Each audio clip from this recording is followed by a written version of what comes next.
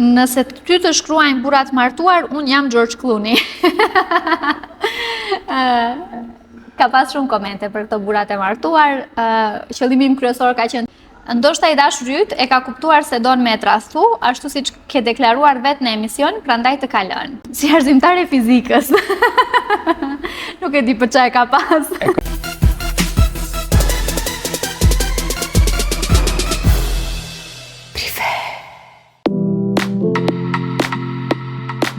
Ku është ajo janë edhe komentet, si të mungon të Rita Badini në koment për koment. Ajo shpajosonte shumë të pathëna dhe jep një lajm të papritur që dikë do ta mërzis e të tjerë do t'i gëzoj.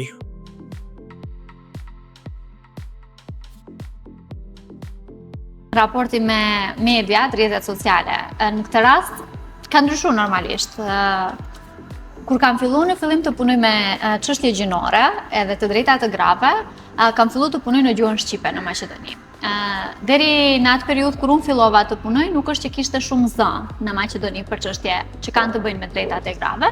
Edhe kjo nxiti reagim menjëherë në mënyrë automatike te njerëzit, edhe e parë që definitivisht është një gjë që mungon.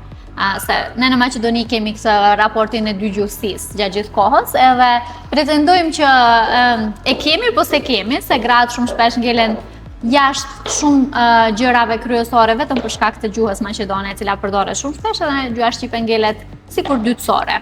Aty për herë të parë kam pas raportin me mediat edhe rrjetet sociale. Ka ndryshuar në shumë dimensione, fillimisht i merja shumë afër zemrës. Asnjëherë nuk ndikonin plotësisht të më bëjnë të tërhiqem ose të vetë cenzurohem, mirë po ka pas momente të caktuara kur vërtet bëhet ngarkesë psiqike. Komenti i parë është: merak e kam me dita, për një mend mendon si të shprehesh apo e bën vetëm për show në program.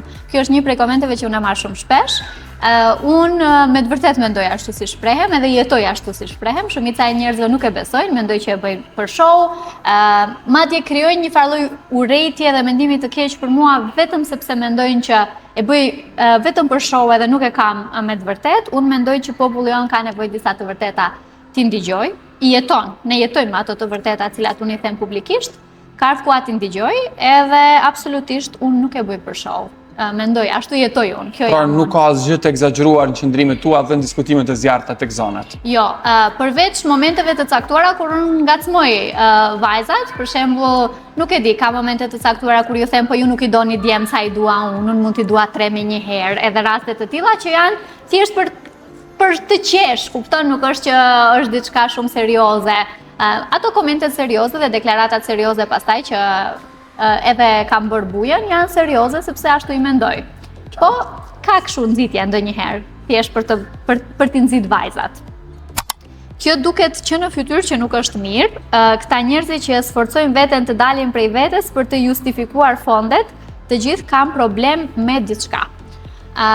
Fondet gjithashtu është një prej gjërave më të komentuara, ty të pagun filani, ty të pagun fisteku, ju paguani prej organizatave ndërkombëtare, ta shturni shoqërinë e të tjera. Këto janë komente që i ndigjoj shumë shpesh. Më vjen shumë keq të u aprishi ëndrat edhe perceptimet që i kanë. Ne punojmë me fonde të huaja, unë kam organizatën time jo qeveritare, të gjithë donatorët deri sot i kam pas ndërkombëtar. Paguhem po për të avancuar të drejtat e grave, paguhem për të punuar punën që e bëj, po nuk paguhem për ta shtuar shoqërinë ashtu si perceptohet. Për mua të më thuash që më paguan Sorosi për shembull, ashtu si kanë qejf të më thonë, nuk është ndonjë gjë e keqe, unë uroj shumë të më paguaj Sorosi në të ardhmen, po deri sot s'kam pas mundësi. Shpresojmë të jetë në listën e donatorëve në të ardhmen. Po shpresojmë, kështu që po, fondet i marrim, punojmë, bëjmë shumë punë të mirë, ndihmojmë viktimat të dhunës në familje, kemi mediumet tona në cilat tentojmë të plotësojmë atë gapin, atë shprastiren e lajmeve, sidomos për çështje gjinore, po në përgjithësi bëjmë punë të mira, domethënë, jo të këqija. E qartë. Cili ka qenë mysafiri më i neveritshëm, se më duket që disa nuk mundesh me i duru hiç në emision. Po e lezoj ka gjuhën e trupit, komentuesja apo komentuesja në fjalë më duket. Po, i neveritshëm. Unë nuk kisha thënë që ka mysafir të neveritshëm ndonjëherë, ka thjesht njerëz që vinë me tendenca të caktuara. Kam pas 2 raste, të paktën te zanat, me 2 mysafir që kishin ardhur specifikisht për të më sulmu mua dhe për të sulmu qëndrimet e mia. Unë di t'i ignoroj, di të komunikoj edhe të debatoj pa dalë jashtë vetes time. Tani nuk mund t'i përmend me emra, se edhe nuk e di edhe a di emrat, po ka 1-2 personazhe që merren edhe vazhdojnë të merren me deklaratat e mia edhe pasi ka kaluar emisioni, kanë qenë ofendues në shumë dimensione edhe pas emisionit.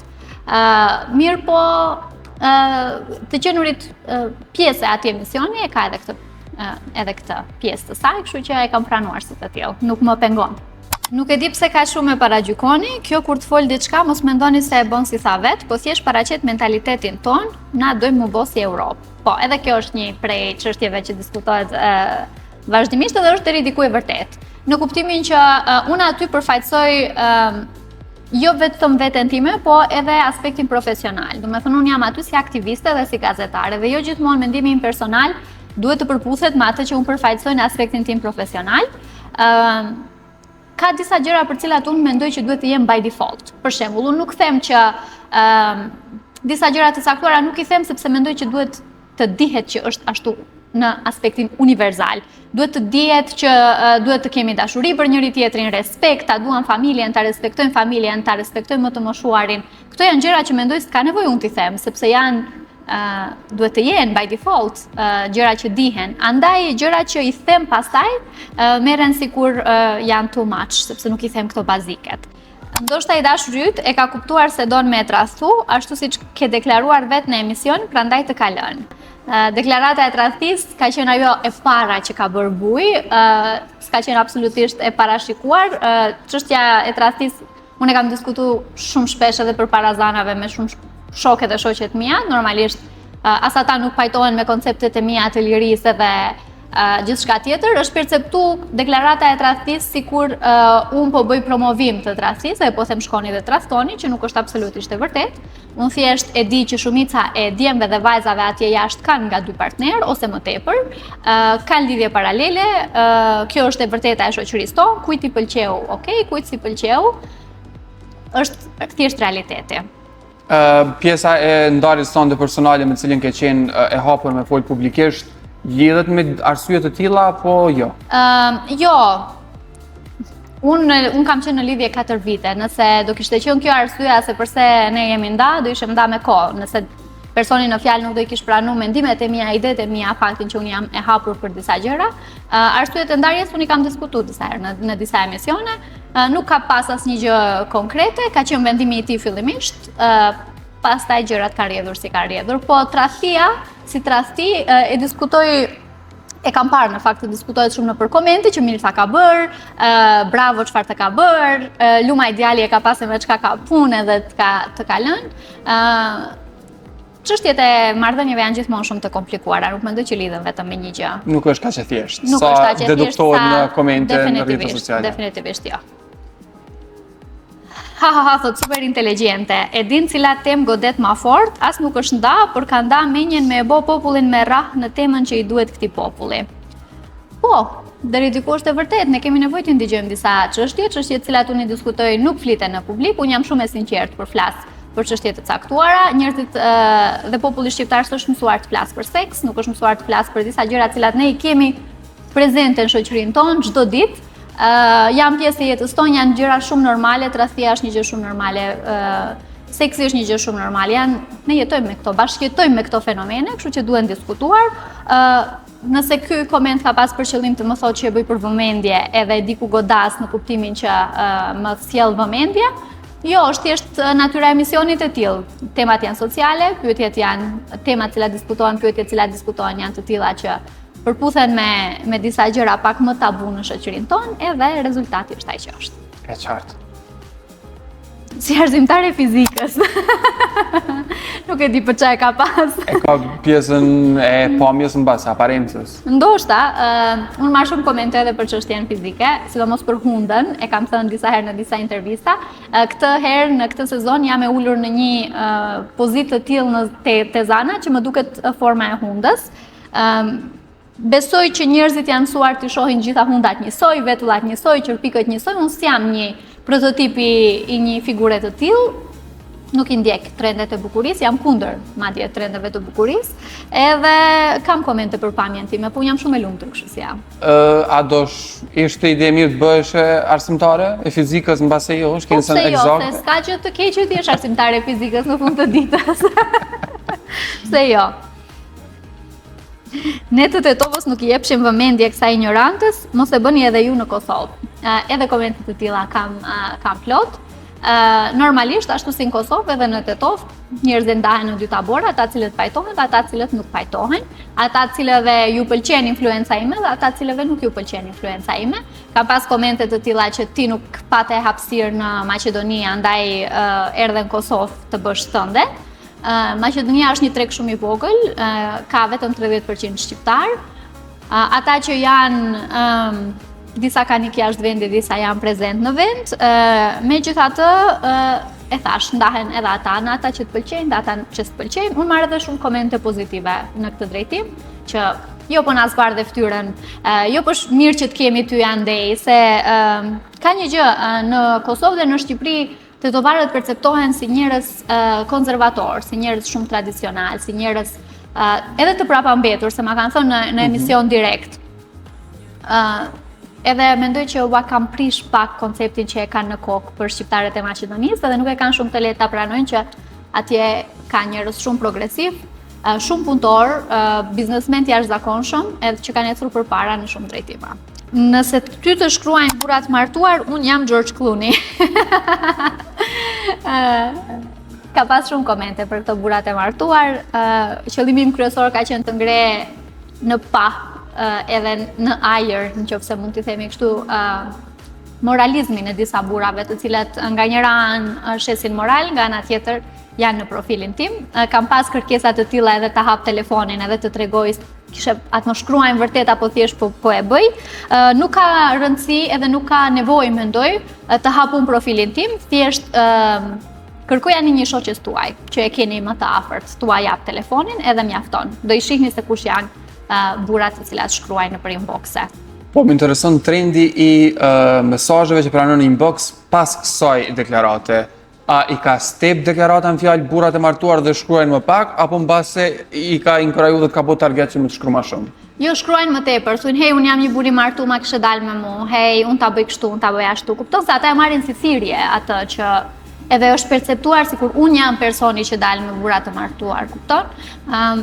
Gjë që nuk është e vërtet dhe gjë të cilën nuk e kam thënë asnjëherë. Edhe nuk kam thënë asnjëherë që dilni me burra të martuar, s'kam thënë asnjëherë që është mirë ta prishni familjen tuaj, domethënë këto janë perceptime që shoqëria i ka kriju vet. Ajo që kam thënë unë është diçka komplet tjetër, edhe njerëzit e dinë shumë mirë këtë. Thjesht e kanë nxjerrë nga konteksti. E paç jetën e gjatë për me përjetu dërgimin në azil për të cilin lobon aq shumë. Kjo deklaratë gjithashtu ka bërë bujën e vet. Edhe mendoj që ka bërë bujën e vet për arsye të gabuara. Ne duhet definitivisht të heqim stigmën për shtëpitë të moshuarve, sepse të moshuarit tanë janë vetëm nëpër shtëpi. Edhe nuk ka gjë më të keqe se të jetosh pjesën e mbetur të jetës ose këtë periudhën e pleqërisë vetëm. Vazhdoj të mendoj unë ashtu dhe do të vazhdoj të mendoj. Kjo nuk do me thënë që unë do i dërgoj prindrit e mi në azil. Kjo nuk do me thënë që unë nuk kujdesem për njerëzit. Kjo nuk do me thënë që unë nuk i dua prindrit e mi. Kjo nuk do me thënë që unë nuk kam një gjyshe në shtëpi për cilën ne të gjithë bashkë kujdesemi. Thjesht ka dalë prej konteksti, unë vazhdoj të jem për destigmatizimin e shtëpive të moshuarve, sepse janë aty që të moshuarve t'ua japin krejt nevojat ose t'ua plotësojnë krejt nevojat cilat ata i kanë. Megjithatë është një vërtet që duhet shpërfaqur dhe duhet thënë që shumë të moshuar mbase më mirë do ishin në azile pleq, sesa si trajtohen nga familjarët e tyre në shtëpi. Besoj që në këtë gjë pajtohesh. Definitivisht, është shumë e vërtet. Andaj edhe kanë qenë pak më të fuqishme deklaratat e mia në këtë drejtim. Unë kam pas familjarë të cilët prapu e them, gratë janë ata që izolohen për të kujdesur për të moshuarit, lën punën e tyre, që automatikisht përkthehet në pension më të vogël kur ata të dalin vetë në pension, edhe shumë e shumë pasoja tjera për gratë. Kështu që ka qenë deri sot punë e papaguar e grave, kujdesi ndaj këtyre të moshuarve. Mendoj që nuk duhet të jetë më bar e tyre. Duhet thjesht të zgjidhet në mënyra të tjera, ka mënyra të tjera. Nëse dikush do të kujdeset për prindrin e vet, s'ka gjë më të bukur le të kujdeset. Nuk po themi asgjë. Po në momentin kur dikush nuk ka mundësi për shkak të arsyeve të ndryshme, nuk duhet të ketë kaq shumë stigma për të. E qartë. Ti e 10 vite përpara shqiptarëve, shumë shpejt kanë me radhë fjalët e tua, të cilat I dinë të gjithë, por nuk pranojnë se ju dhemb. E vërtet është, jo 10, shumë më përpara mendoj. Ka shqiptarë cilët janë në të njëjtin vit kalendarik me mua. Mendoj që thjesht shqiptarët nuk janë mësuar të ndëgjojnë disa të vërteta në të cilat jetojnë. Edhe ka ardhur koha të ndëgjojnë të tilla. Ne jetojmë me fenomenet për cilat unë flas. Thjesht kush është I gatshëm t'i pranojë dhe kush nuk është I gatshëm t'i pranojë. Mendoj që shumë shpesh shoqëria jonë vetes nuk ja ka pranuar disa çështje të cilat I praktikon në përditshmëri, andaj edhe ka pak të vështirë t'i gëlltit kur I them unë publikisht.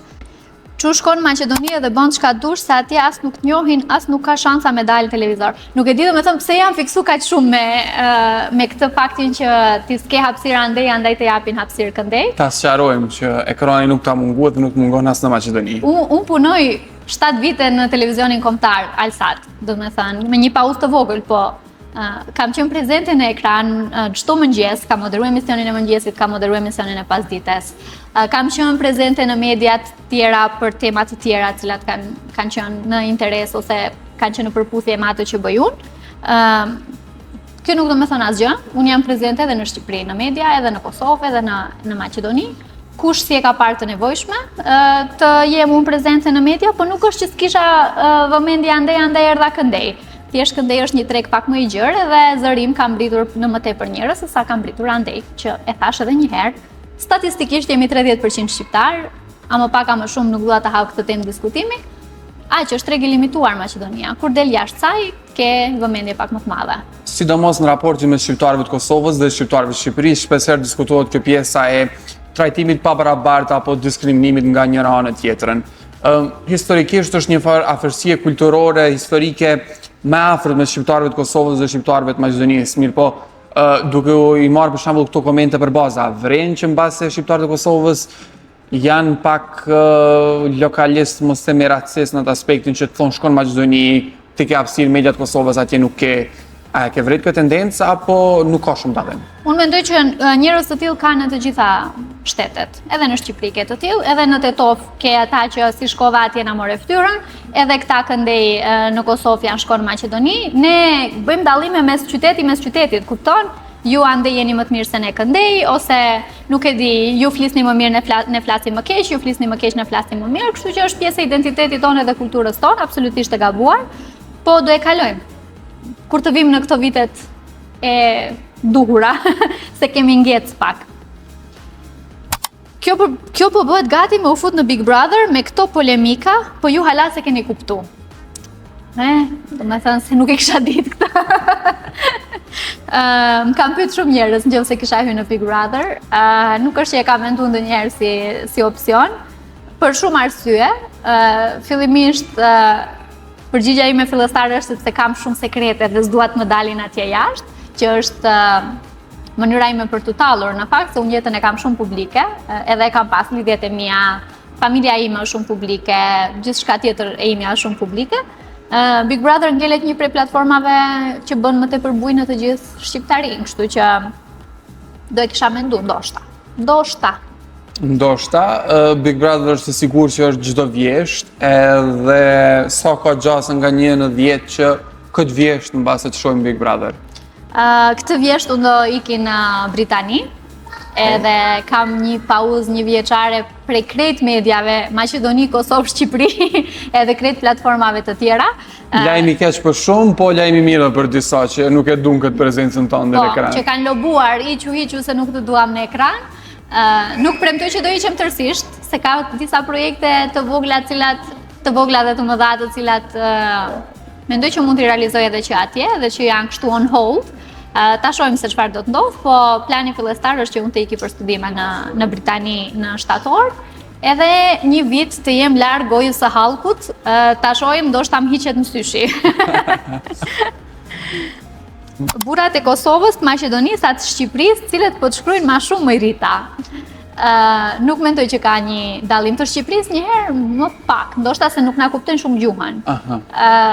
Kupton ne Kosovë, Maqedoni, sikur kuptohemi pak më tepër njëri me tjetrin. Ka edhe nga ata të Shqipërisë, mirë po ata merren me Jacqueline Lekatarin më tepër, këta tanët merren me mua këndej. Të kisha thënë është njësoj, nuk është që ka ndonjë dallim se nuk është që kam hyrë të bëj hulumtim edhe investigim unë tani se cilët Shtrirje gjeografike. Po, pas disa intervistave të mia kohët e fundit, ka njerëz, domethënë inboxi im aty te request rrim vazhdimisht plot. Edhe gjëja interesante që unë nuk e kuptoj deri sot se pse është që kam filluar të marr komente pozitive. Nga njerëz të ndryshëm, edhe nga burra, edhe nga personazhe të tjera që thonë, po ti qenë ke yll, po ti qenë ke shumë e bukur, pastaj tjetrën e ke sa e shëmtuar je. Kupton? Nuk ka in between te komentet e mia. Mbarun, kaq ishin. Si të duken komentet? Janë shumica e gjërave të cilat ne i diskutojmë, mendoj unë i diskutoj shumë shpesh edhe me shoqërinë, komentet të cilat ata i lexojnë, i marrin, unë ju them gjithmonë që nuk duhet të bazohen te ato shortcat, ato videot e shkurta, sepse shumë shpesh janë të nxjerra prej konteksti, mendoj shumë lehtë mund të nxjerren prej konteksti, është vetëm 1-2 minutë video, ndërkohë që ti ke një emision 1 orë e gjys. Për gjithë ata që duan të jenë korrekte dhe të kuptojnë fenomenet për cilat unë flas, duhet ta shohin emisionin e plot, ku unë argumentoj në mënyrë të plot gjitha që them. Janë krijuar bindje të caktuara edhe perceptime të caktuara për kush unë jam edhe a e bëj për vëmendje, as e bëj për vëmendje, mirë po qëllimin kryesor unë e kam pas pozitiv të mirë e kam. Domethënë, nuk nisem me qëllime të këqija, sa arri në fund nuk e di. Rita, ishte kënaqësi, faleminderit shumë për këtë këndvështrim ndryshe, faleminderit shumë që patu Trem Qerpiku vendose me ju përgjigj secilës prej komenteve. Unë pak u mërzita kur e mora vesh për këtë shkëputjen tonë 1 vjeçare, po shpresoj shumë që të paktën, se tash teknologjia është shumë lehtësisht e arritshme gjithçka, të mos mungojnë këndvështrimet tua për gjatë 1 vitit plot, rroft Skype-i, rroft Viberi video call në zona dhe jo vetëm. Ka mënyrë. Jep një premtim publik që nuk do zhdukesh. Jo, nuk zhdukem plotësisht. Nga mediat 1 vit plot. Nuk zhdukem plotësisht, se kështu doja kisha bë qefin atyre që kërkojnë të zhdukem, kështu që jo absolutisht. Unë thjesht po shkoj për të avancuar akademikisht në këtë që bëj në përditshmëri, të drejtat e grave dhe media, është një kombinim, një program i kombinuar i këtyre të dyave. Unë thjesht do vi me më tepër informacion dhe me më tepër njohuri dhe me më tepër progresivitet. Kështu që do eci edhe një 10 vite, ndoshta më përpara bëhuni gati.